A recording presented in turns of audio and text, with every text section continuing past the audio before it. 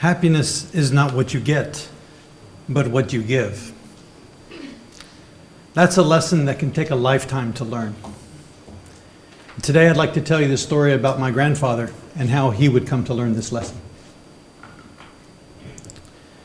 Opa was born in Switzerland in 1924, the eldest son of a blacksmith, one of 7 children. He was born in the Depression, so times were tough, money was hard to come by. And on top of it, Opa was born a sickly child. In fact, at one point as an infant, he was so sick that his family was worried he wouldn't make it. They even had last rites administered to him. But he would pull through, as he would throughout his life.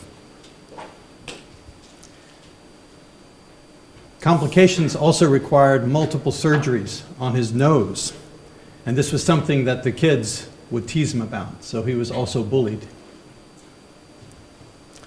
Opa was 15 when World War II started.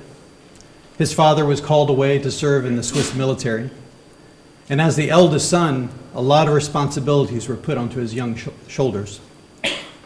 Effectively, he was the father figure of the household. The meager wages that his father was able to send back home weren't enough to cover all the family's needs.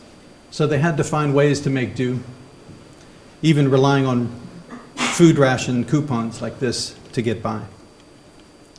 And it was during this time that Opa started his apprenticeship. And he decided he would follow his father's footsteps and also become a blacksmith. It was hard work, hot in the furnaces. You know, the melting point of iron is 1,538 degrees Celsius. So you can imagine what it was like to work around those furnaces all day, every day. But Opa worked hard, and soon he would become a master blacksmith. And this, literally, was his masterpiece. He was so proud of it. He had to craft this in order to become a master. And it was something he was so proud of, he kept it in his home his whole life. I have it in my office now. It was also dangerous work. He would lose part of his finger in an accident in the foundry. My brother and I, when we were kids, we were a little bit naughty.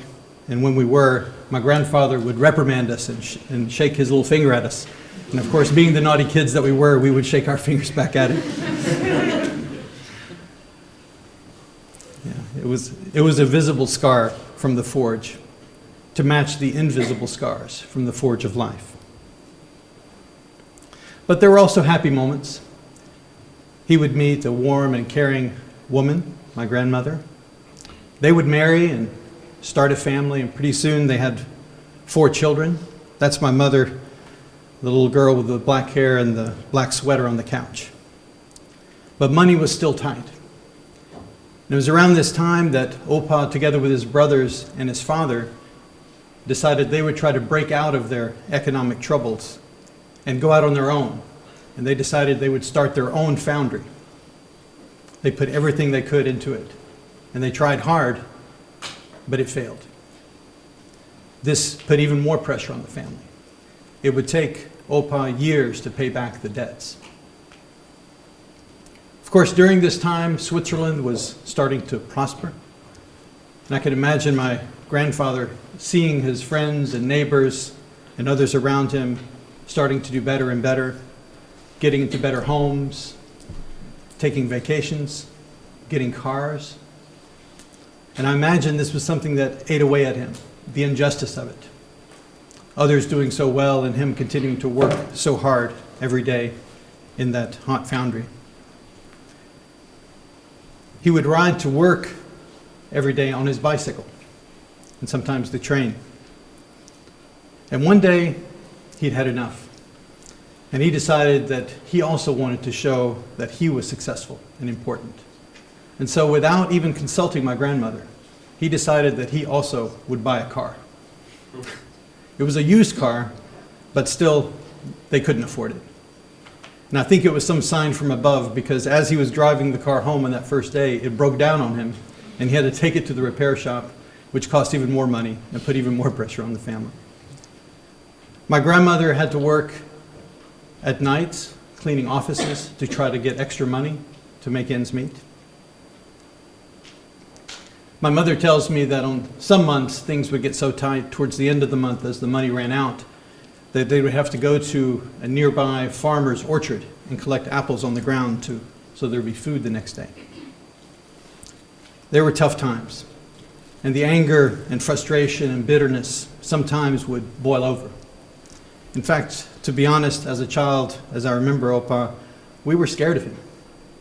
His loud, deep voice, and when he got angry, it was frightening. And eventually, this would lead to Opa's low point.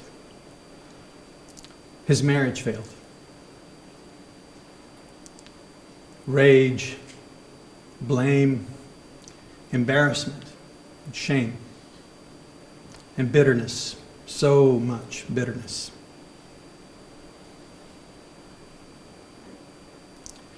It would take years, but gradually Opa started to pick up the pieces. And maybe it started just by trying to find ways to stay busy after retiring, but he started to volunteer in a vineyard, helping to prune and tie up the grape plants. He would visit his sister in her house in the Alps, and using his carpentry skills would help with renovations on the house, adding the extension, working on the barn. When he visited us in America, he would paint the house, doing lots of things to be of service. And gradually, over the years of helping others and losing himself, he began to soften. He could forgive himself, forgive others. Some fences could be mended, others not. He started to relish his role as grandfather and great-grandfather. He would come to have 14 great-grandchildren. With my own boys, he started to share his passion for collecting stamps. Every year he would send the newest issues that came from the Swiss Post Office. And then we started to get Christmas cards and birthday greetings. He would even teach himself how to use the computer so he could send them to us electronically. The one in the middle with the blue flower, he writes in there, that's a birthday greeting to me. He said that he spent a long time trying to figure out how to attach this image to the email. I can imagine how many hours he must have spent trying to get that right, working so hard on those relationships. This would be the last happy photo of Opa at home. He's holding the Christmas gift that we gave him last Christmas, a photo album of the great-grandkids from the US. His cough would get worse. He started having trouble sleeping throughout the night. His aging heart congested, water on his lungs, infections, fatigue, tired, so tired. My mother took him to the hospital on New Year's Eve. She remembers walking him down the stairs and taking him to the car and giving him just a small bag of toiletries and a change of clothes. And she remembers looking back up at his apartment and thinking, this is probably the last time. And also thinking that just like that, he's leaving behind all those material things that he worried so much about all those years. The next day, on New Year's Day, I drove down with my family down to Winterthur to visit him in the hospital. In fact, the same hospital that I was born in almost exactly 47 years before. We saw him in the hospital bed. He was exhausted, coming in and out of sleep, oxygen tubes around him to help him to breathe. My boys had school the next day, so soon it would come time for us to have to say goodbye. When we told Opa this, he gathered his strength and he took my sons by the hand, each one by one, and he looked them in the eye, and he said, "Thank you. Thank you for everything. I wish you a healthy life and a long and happy life."